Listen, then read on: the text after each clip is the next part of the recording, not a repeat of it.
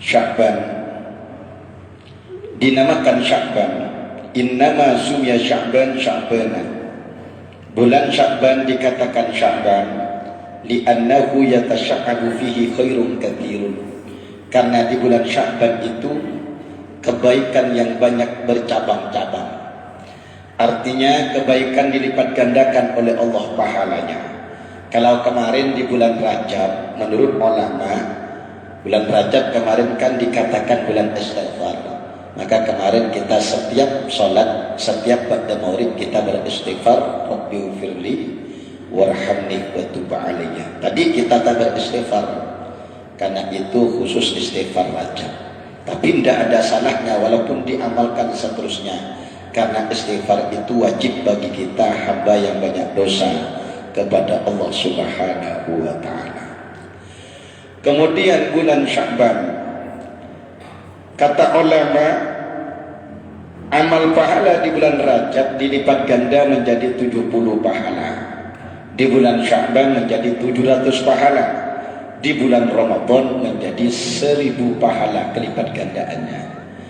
Dan di bulan Sya'ban menjadi mulia bulan Sya'ban karena di bulan Sya'ban itu ada malam istimewa, malam termulia setelah malam Lailatul Qadar. Malam apa itu? Malam nisfu Sya'ban. Malam nisfu Sya'ban dan malam Lailatul Qadar adalah malam hari rayanya para malaikat. Jika orang mukmin di dunia, di bumi punya 2 hari raya, Idul Fitri dan Idul Adha, maka malaikat juga punya 2 hari raya.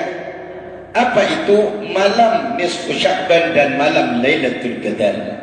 Maka di malam itu doa apa saja tidak ditolak oleh Allah.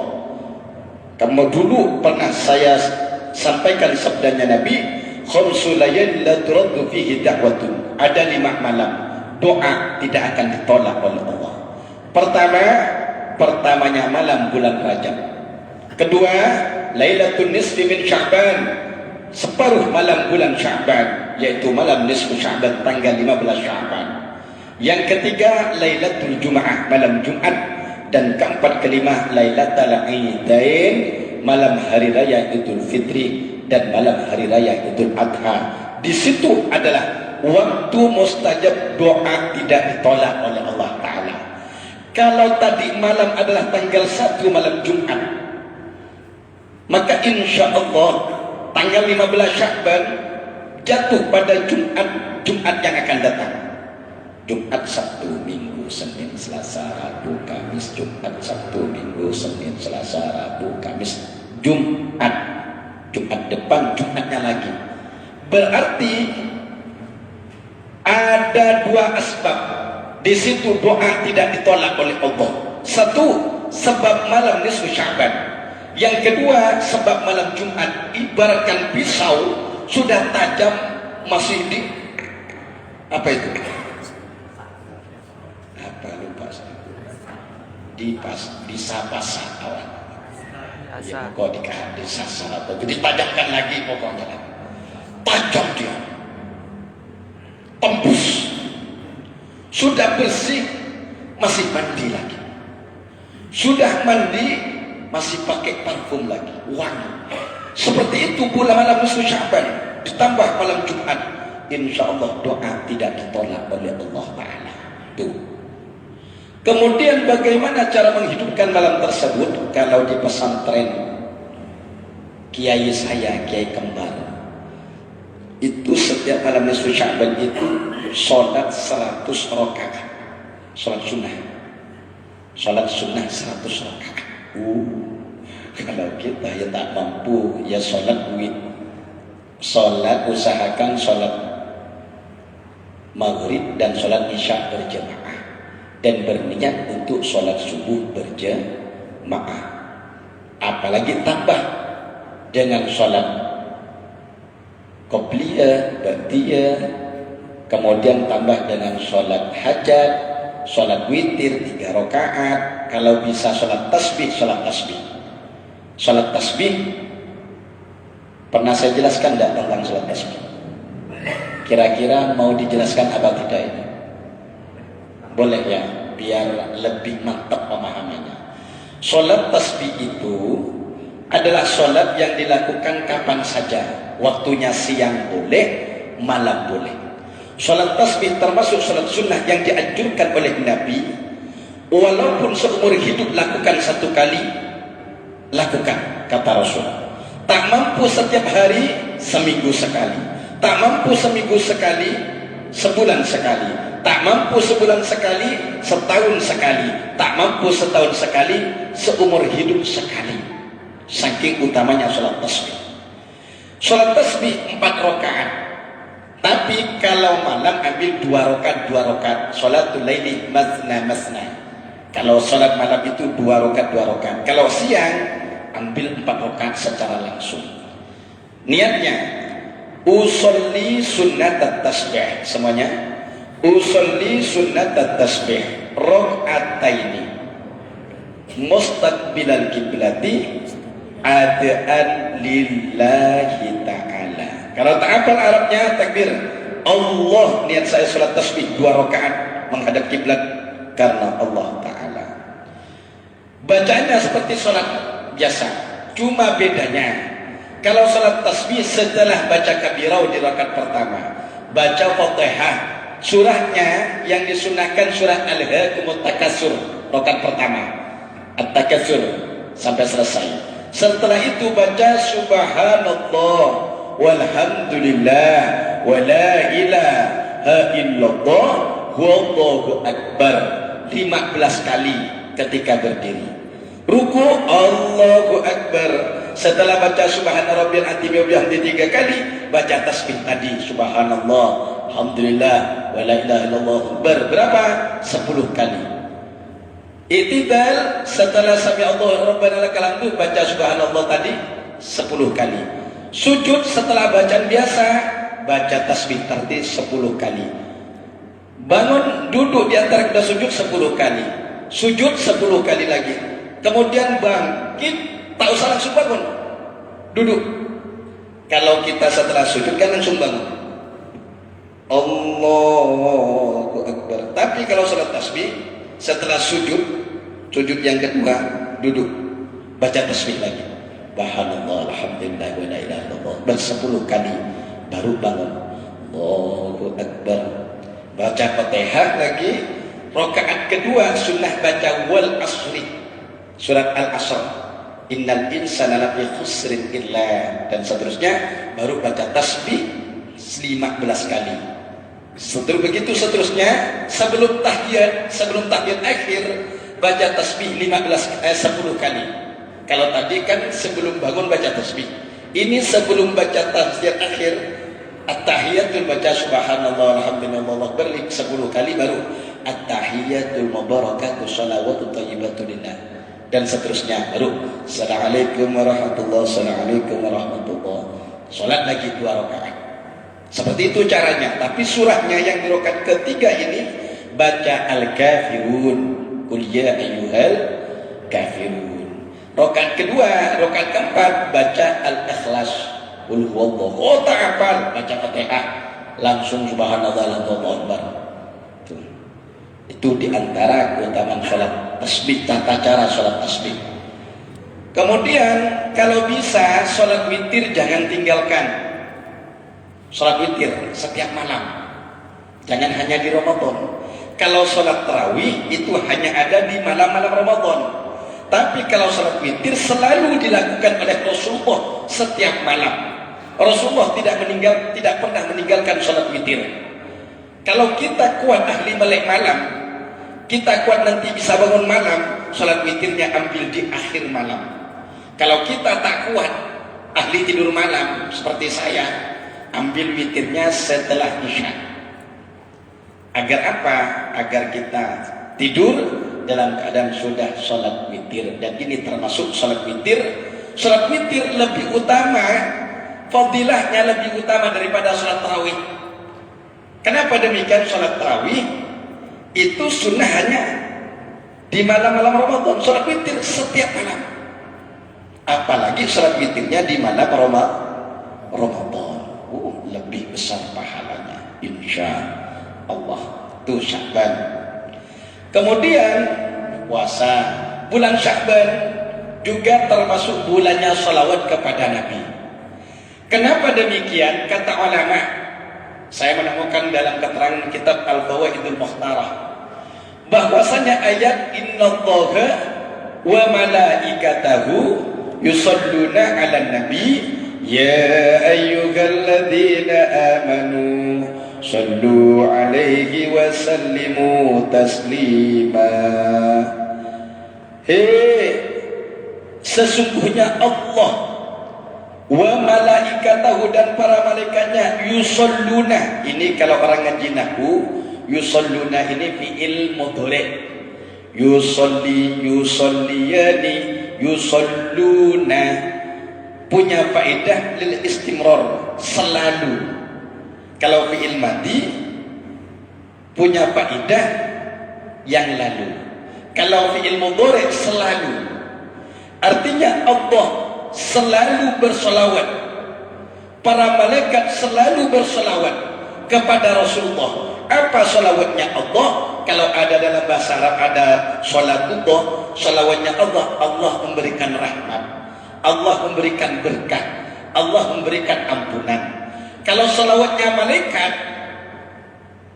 malaikat memohonkan ampunan, malaikat memohonkan rahmat, malaikat memohonkan keberkahan. Kalau salawatnya kita itu meminta rahmat kepada Allah. Apakah Rasulullah butuh doa kita? Tidak.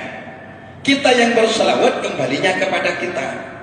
Setelah Allah dan Rasul dan para malaikatnya bersalawat, lalu Allah perintahkan, ya ayyuhalladzina amanu, hai orang-orang beriman, sallu alaihi wasallimu taslima, bersalawat salamnya kepada kekasihku Muhammad dengan salawat dan salam yang sempurna. Jadi orang ahli baca salawat itu mulia dunia akhirat. Salawat di antara keutamaan salawat bisa menjadi penghapus dosa. Andaikan ada orang tidak pernah beristighfar, lalu dia ahli baca salawat selalu basah lidahnya bersalawat kepada Nabi, maka insya Allah dosanya akan diampuni oleh Allah Ta'ala. Kata Nabi, salatukum alayya mahaqatun, salawatnya kalian kepadaku, kata Nabi, menjadi penghapus dosa kalian. Yang kedua, salawat bisa mengangkat derajat seseorang. Pengen tinggi derajatnya di sisi Allah, perbanyak baca salawat. Insya Allah nanti akan dikumpulkan oleh Allah Ta'ala bersama pecinta-pecinta Nabi, tentunya di bawah benderanya Rasulullah Sallallahu Alaihi Wasallam. Orang baca salawat nanti kalau mati, ada dua hadis yang saya temukan lain kot lain teks. Pertama, kalau orang baca salawat ketika hidupnya banyak baca salawat, setelah mati Allah perintahkan segolongan malaikat memohonkan ampunan kepada Allah untuk orang yang dibaca salawat ketika ia sudah mati. Di teks yang lain, man aksara salat alaihi fi hayati amarallahu jami'a makhluqatihi, barang siapa ketika hidupnya ahli baca salawat kepada Nabi, maka Allah perintahkan seluruh makhluknya untuk apa? Ayastaghfiru lahu ba'da mautihi, untuk memohonkan ampunan kepada Allah setelah dia mati. Artinya, kalau kita ahli baca salawat ketika ada di dunia, maka ketika kita mati, pohon, buah-buahan, binatang, tumbuh-tumbuhan, semuanya diperintahkan oleh Allah. Kalau Allah sudah merintahkan, mereka pasti patuh, karena mereka bukan jin dan manusia seperti kita. Maka mereka mohonkan ampunan kepada Allah. Tuh. Kemudian salawat bisa menghilangkan kesulitan dan kegalauan. Kalau kita dibaca salawat, misalnya sumpah tidak ketemu jalan, solusi tidak ada, seolah-olah kita berada sendirian. Ayo istighfar, meminta syafaat kepada Allah melalui Rasulullah, perbanyak baca salawat sallallahu alaihi wasallam. Kalau bisa hadirkan Rasulullah, seolah-olah Rasulullah pemandang kita, sallallahu ala Muhammad sallallahu ala atau assalatu wassalamu alaika ya Rasulullah, assalatu wassalamu alaika ya Rasulullah, sampai kita bergerak, hati bergerak, lidah bergerak, seolah-olah hatinya baca salawat, tubuhnya baca salawat, lidahnya baca salawat. Salatu wassalamu alaika ya Rasulullah. Maka apa kata Nabi? Man asrat alaihi hajatun, barang siapa yang hajatnya sulit, galau, falyuksir minas salati alayya, maka perbanyaklah baca salawat kepadaku. Fa innaha takshiful humum wal ghurub, karena barokah banyak baca salawat bisa membuka, menghilangkan kesulitan, kebingungan, kegalauan. Wa tukatsirul arzaq, rizkinya akan diperbanyak oleh Allah Ta'ala, ekonominya tidak akan dipersulit oleh Allah Ta'ala, urusannya akan dipermudah oleh Allah Ta'ala. Wa tuqdil hawaija, dan hajat-hajatnya insya Allah dikabulkan oleh Allah Ta'ala. Kalau tidak dikabulkan di dunia, maka insya Allah akan diberikan oleh Allah di akhirat, tentunya dengan balasan dan pemberian yang lebih sempurna, jauh lebih sempurna daripada pemberian di alam dunia ini. Allahumma salli ala Sayyidina Muhammad. Salawat lagi bisa menyebabkan Allah Ta'ala senang kepada kita, Allah Ta'ala cinta kepada kita. Kenapa demikian? Karena ketika orang membaca salawat jamaah, apa tanda-tandanya? Ini di antara tanda-tandanya. Di antaranya, 1, cinta Allah. 2, cinta Rasulullah. 3, cinta kepada keluarga Nabi. 4, cinta kepada sahabat Nabi. 5, senang bersolawat kepada Nabi.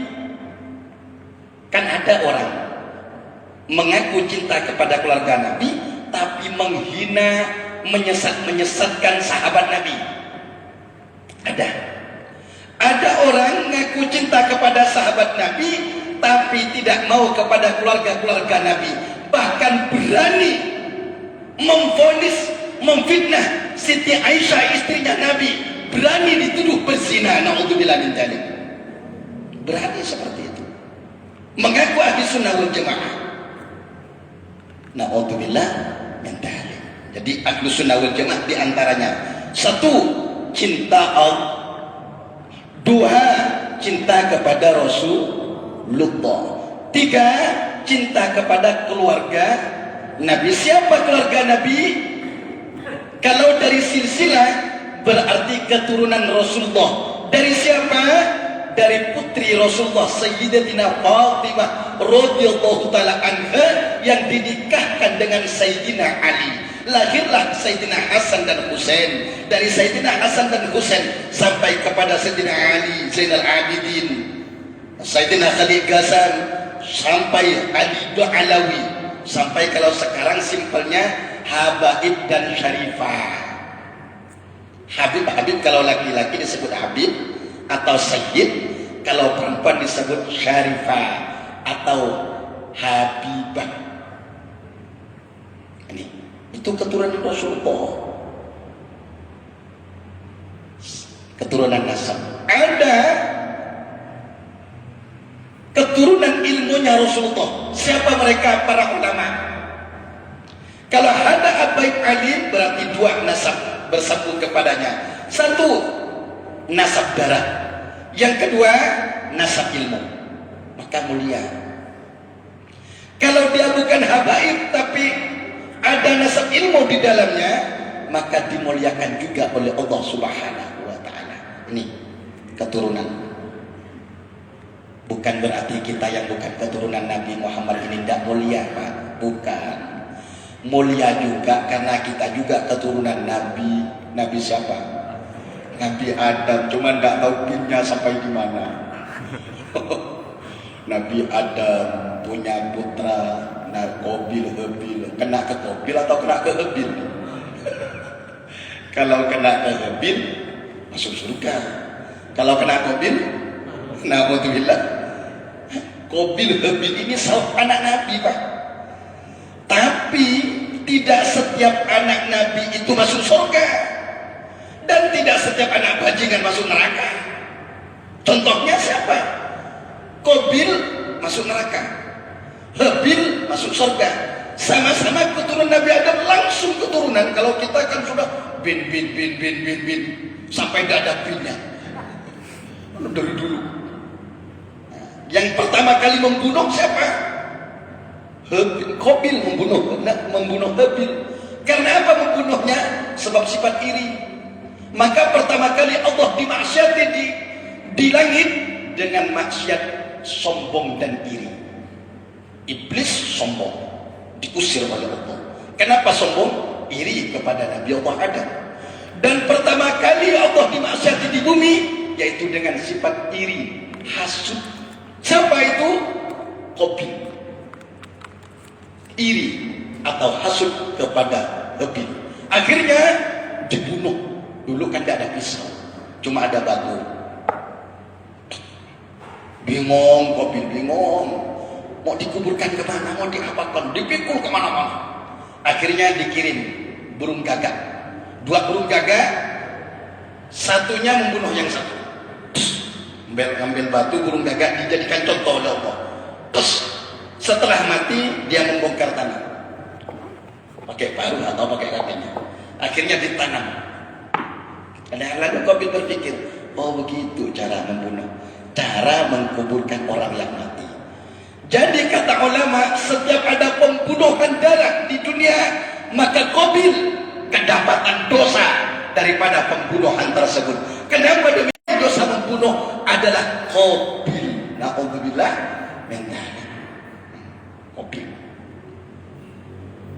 Nabi Adam punya putra juga jadi nabi. Siapa? Nabi Sis.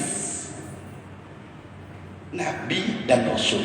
Ada nabi, ada Rasul berpredikat, ada nabi punya pangkat Rasul, tapi ada nabi tak punya pangkat Rasul. Jumlah nabi 124.000. Berapa? 124.000 dari zamannya Nabi Allah Adam sampai zamannya Kanjeng Nabi Muhammad. Terakhir Nabi Muhammad. Kalau sekarang ada ngaku nabi, berarti